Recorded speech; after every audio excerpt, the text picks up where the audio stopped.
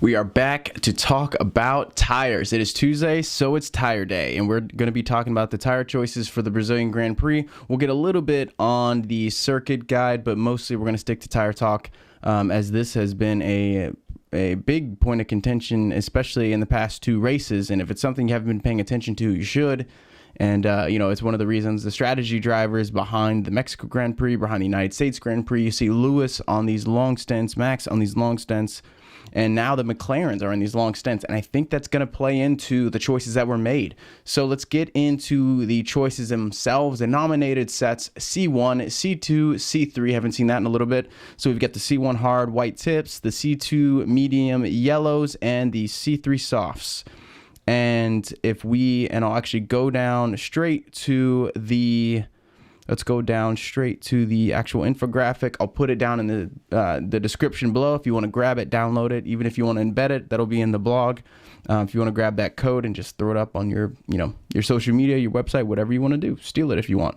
So so I made this for you. It's interactive if you're on the blog itself, obviously. So you can click around and kind of if you just want to see the C2s or whatever. But surprisingly, we see Lewis Hamilton bringing the only driver with 4 sets of mediums. Now, this could be driven by the fact that Lewis has performed really, really well on these harder compound tires for these longer stints. He has done really well. It served him well in Mexico.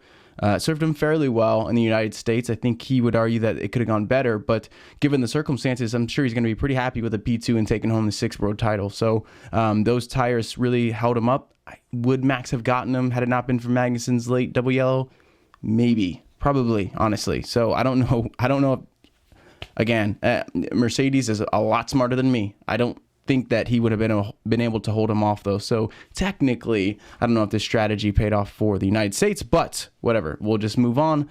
Plowing ahead, we got Lewis on 4 sets of mediums and Valtteri on 3 sets. The only team that is gone this in terms of the lack of softs, the only team that has gone this hard are the McLarens, which, like I mentioned earlier, that this doesn't surprise me, but it's pretty transparent. You see Carlos Sainz and Lando Norris, 3 sets of mediums, 2 sets of hards with only 8 softs. So only the McLarens and only the Mercedes are bringing 8 softs. And if you know anything about Interlagos, that is, I would call it a driver's track. It's only got 6 braking zones, so it's one of the shorter tracks, and only 2 of the braking zones are considered heavy braking. So the loads across the board are not that they're not that massive. The problem is these braking zones. It's such a short track. It's more of like these flowy tracks. It reminds me a lot more of Japan in terms of a driver's track. But one of the big points, and I'll tell you right now, especially when we're talking tires and circuits, in my opinion, based on what I've seen and what I'm looking at and what I anticipate, the big overtaking zone is probably going to be turn 1, because you're going the fastest right there, and then it's got the hardest braking zone, probably the best spot for the cars to be picking people off. I think track limits are going to be a big issue. If I had to guess, and I'm going to say specifically at turn 8, when I was doing the analysis on the other races, I saw that turn 8 they were going pretty wide. And if you know anything about what we've seen this year, I wouldn't be surprised if the FIA came out in advance and said, hey, track limits are going we're keeping them pretty strict, and turn 8 in particular. So on the sausage curves, I'll be reporting obviously on this. I'll be doing it live, the sector by sector. So if you haven't caught that, we launched that, so you can watch it sector by sector. At least that I can find, the only free website that provides that sort of data. So that coverage, and in Brazil, I know you can't see F1 TV, so that'll be particularly useful. So if you haven't checked that out, go ahead. But I'll be showing that information, and what I can probably see happening is the FIA mid FP1. That's how we find out that they're going to be a lot more strict. Is just simply they delete more track times. So I'll be sure to walk you guys through that. But looking at the rest of these, they're basically the same. You've got Ferrari all the way through, and then you got Red Bull, you've got Haas, you've got Magnussen, Grosjean, all these drivers, sorry, not Saints, you got Sergio and Stroll. They've all got 10 sets of softs, so a lot of the teams are going with identical strategies. But like I said, the one big call out is the fact that Mercedes have gone the hardest, which is not that typical. They usually are conservative, yes, but not by far and away, and especially Hamilton taking hands down the hardest combo at 4 mediums, 8 softs in a hard set. So I thought that was really surprising. So let's check out, and just really briefly, so that's the tires. And like I said, you can grab the infographic if you want it. Let's look at the circuit really quick. The downforce, all those force loads, I didn't even do the scale this week because Brazil's its own monster. Interlagos is really interesting because like I said, it is the driver's track. It's got elevation changes. It's a pre-World War II track. It's one of the only ones left. Although Formula One didn't go there until early 70s, I believe, in 73. Yeah, so they started in 73. Obviously, they were blessed to have Emerson driving there. So the first couple years at Interlagos was actually a victory, which is nice. So the environment, the atmosphere is really, really strong there. I've got a quote from Albon. Actually, this was before he was confirmed, but Sao Paulo looks very cool. And it's a driver's track, which takes you back to the old school of racing, which I enjoy. And when you hear driver's track, think of like bank turns and bank corners.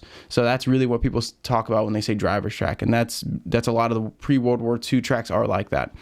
He goes on to say Interlagos has a lot of history, and it's one of the circuits I've been looking forward to the most of this year to drive. Obviously, I've never been there before, but from what I understand, the weather is always going to be tricky which always makes for an exciting weekend. So yeah, that's also true. It's about 71% virtual safety car, which is super high, very, very high. And it's also, rain comes from nowhere. It's Brazil. So at least when I looked at the weather, you've got 80% chance of some sort of rain. It looks like light precipitation on Friday, but it looks clear on Saturday and Sunday. So with the circuit being as tricky as it is in terms of braking zone, elevation changes, now the lateral loads and downforces aren't crazy, but we have seen teams like Red Bull do pretty well here, despite Max actually coming out and saying, we don't like this circuit, blah, blah, blah. I don't really even know why he said that. If there is a benefit, it is towards the downforce. So I personally don't expect Ferrari to do too much here, especially with that whole controversy coming out with their performance, which I'll make another video about. I'm figuring out how to do it. I'm doing a lot of research and making the content, but I don't expect Ferrari to do a ton here. I do expect it to be a really good race from Mercedes, and Toto Wolff won't be going. So that shows you where their focus is. It's on 2020. It's on the 2020 season and the development of that car. So it'll be the first time he hasn't been in a while with their sixth. You see their sixth drivers championship. He's going to be back at the factory working his butt off. So. This is going to be an interesting race. You look at the circuit, it's an interesting circuit. Probably will be a little bit wet on Friday. I'll let you know how the track limits actually pan out. But when we look at the tires, now that we talked a little bit about the circuit, when we look at the tires, like I said, C1, C2, C3, Lewis is going the hardest of all of them. The McLarens are right behind him. And then after that, you see everyone basically leaning towards the softer end of the compound set. So it's going to be a fun one. It's going to be an interesting one, and I think it's going to be a challenge, especially for all these rookie drivers. And check out the video I talked about with the final 10, the final few spots in the top 10. It'll be a big race for Daniel Ricciardo, Lando Norris. It'll be a big race for Sergio Perez.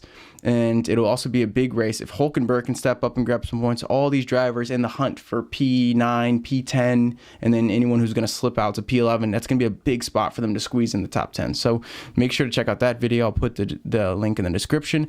And thanks for your time, guys. As always, I really, really appreciate it. Leave some feedback below, and I'll see you guys in the next video. Thanks a lot, guys.